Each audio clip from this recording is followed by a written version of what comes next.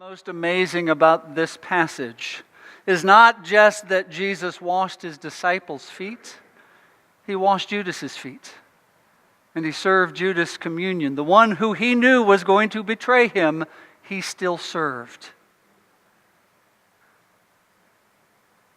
That leads us to our final lesson, that we should expect nothing in return, just as Jesus expected nothing in return. We're called to give and serve people who can't give back. Someone else's gratitude, someone else's growth should not be our motivation for service. If that's the case, then you are going to be disappointed. You're going to be rejected. Your servant's heart is going to be abused.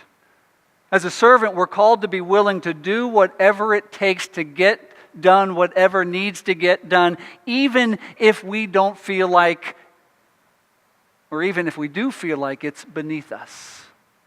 Because some of the tasks that need to be done are tasks that nobody else wants to do because they're unpleasant and tedious and boring. I know this.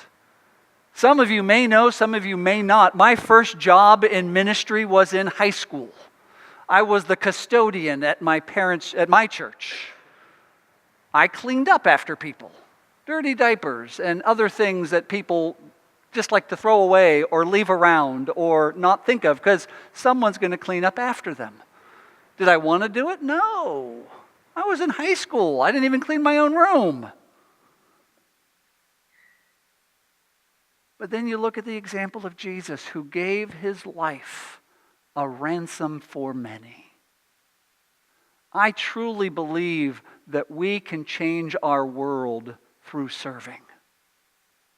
And there's a dominant narrative in our culture that says who we are as individuals is more important than who we are as a community.